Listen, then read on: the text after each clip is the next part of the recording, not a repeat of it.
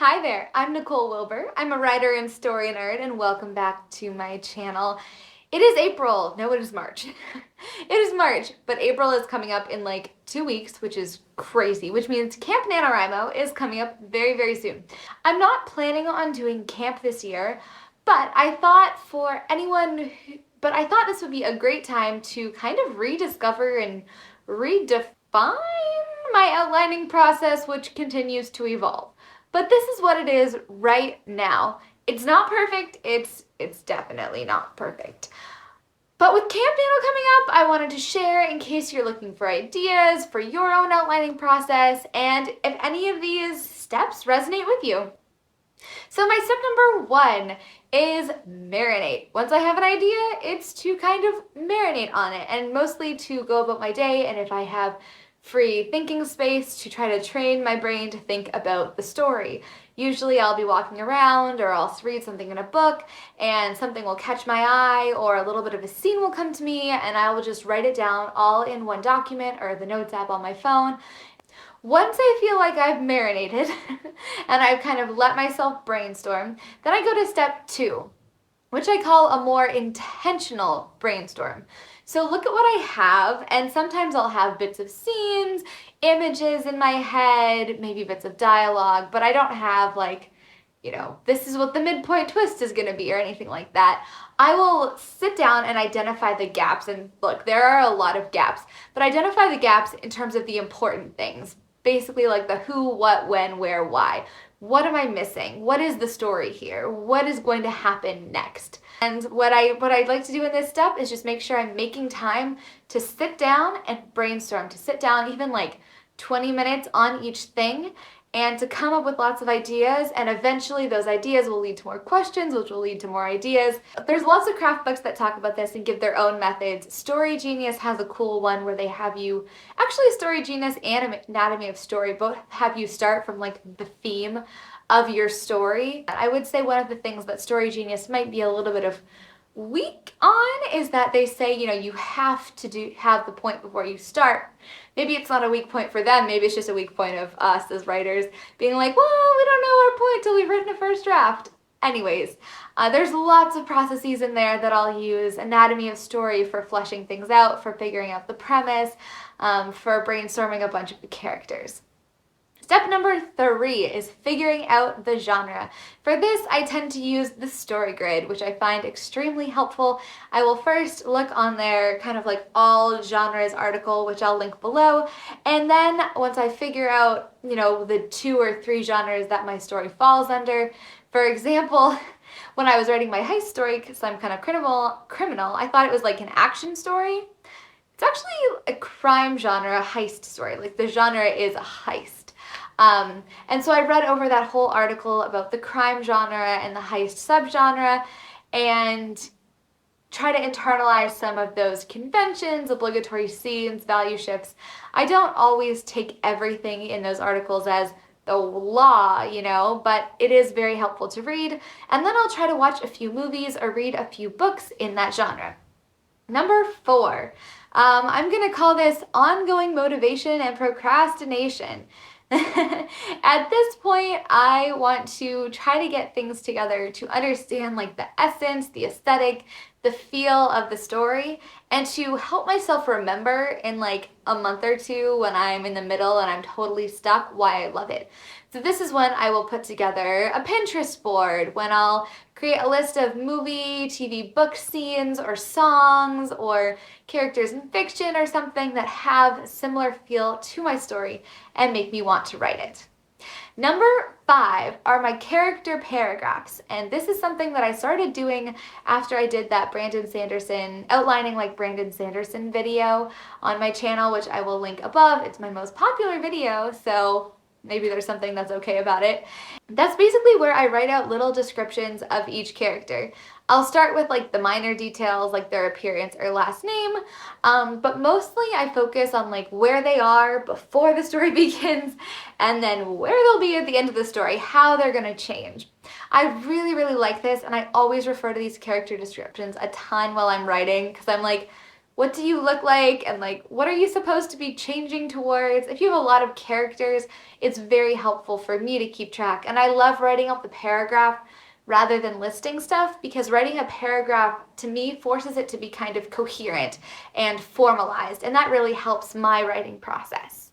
In terms of what sort of frameworks I use for how the protagonist will change, something I'll use what Brandon Sanderson suggests in his lectures, which is likability, proactivity, and competence, and how those levels of those three traits change at the beginning and end. I have a video about that too.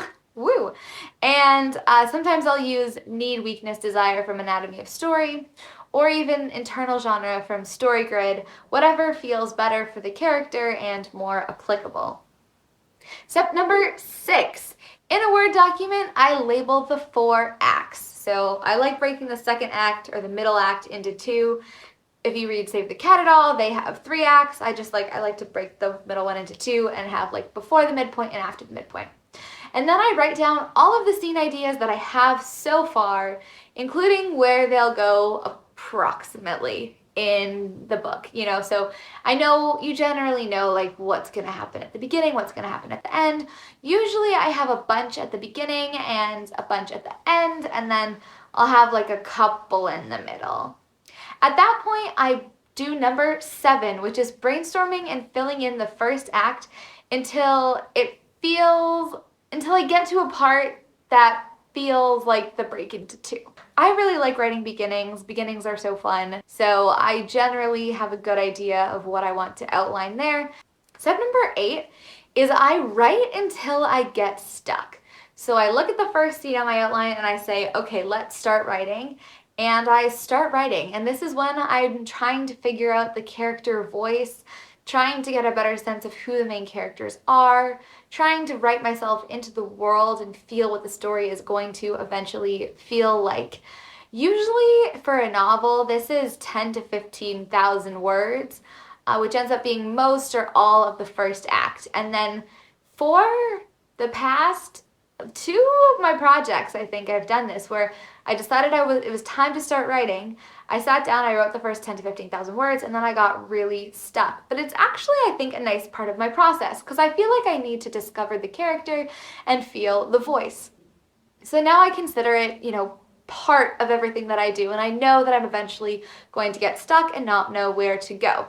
So step number 9 is where I outline in detail. Usually by this point, I have a bit of a better idea of what the character arc is going to be, what the change is going to be, what needs to happen. Like, for example, I had outlined the bones of my story of Some Kind of Criminal, my most recent project, when I started writing it. Then I got stuck around 15,000 words, and that was when I kind of sat down, re-brainstormed, re-thought out the character arc, and then planned the actual heist. Because I forgot to figure out what obstacles they were going to have to overcome in the heist. Because it's very important to write the rest of the middle to know what's going to happen at the end. So I figured out the heist, and I had a very detailed outline at that point. Usually just a couple of sentences per scene, and then if I had any dialogue or description or anything that was just kind of popped into my head, I'll put it under their respective things. And yes, sometimes I will go back and edit those first 10 to 15,000 words. More often though, I will just say, okay, I know what the story is supposed to be, I'll edit it at the end, and I will just move forward. Sometimes, there's like a little inkling, you're like, I cannot move until I fix this thing, and so I'll fix the thing. But I don't spend a lot of time on editing those 10 to 15,000 words before I go and I write the rest of the story. And then the very last step before I start writing is step number 10, which is when I compare my outline to different beat sheets. Now, I've read a lot of craft books, so I have a lot of this stuff in my head, like inciting incident, progressive complication, crisis climax resolution, break into 2, fun and games, like crossing the gauntlet, meeting with the mentor, like all of the different beats. I feel like I know a ton of them, and some of them are more useful than others in certain books, in certain genres for certain stories. So I'll kind of take a few and I'll look over my story and I'll label the beats. Sometimes when I'm coming up with the outline originally, I'll be like, oh yeah, like this is the midpoint, that makes sense. Other times I don't think of it at all. And so I'll go back through, I'll try to label the beats, consider whether it feels like anything is missing. So I'm not trying to build my story using the beats, more as notice what I have in my story, like what beats are present in my story, see what I might be missing. For example, I always do show protagonist being the worst version of themselves that they are right now, like show their misbelief or their weaknesses acting out, but I don't do theme stated because I think it's a stupid beat. I said it, I don't like it. That's just me. You can love it. I don't. I don't like it, so I don't use it. But I will compare my outline to those different beat sheets, whatever feels appropriate. I'll notice if anything feels like it's missing, if there's structural points, and then I'll kind of brainstorm on those. So that is my outlining process as it stands now, because it is always changing. And as I continue to read more craft books, it continues to evolve. For example, in that second step that I talked about, intentional brainstorming, I think the next time I write a book, I am definitely going to be doing some of the pre-scene, backstory scene writing that Story Genius suggests, because I just love that suggestion. So I would love to hear what your outlining process is like. Do you have any of these same steps? Do you have steps that I don't have at all that you might recommend to someone that really work for you? I'm so excited to hear about it. If you like this video, give it a big thumbs up, do the subscribe, do the things, yay. And I will see you next time. Thanks guys, bye-bye.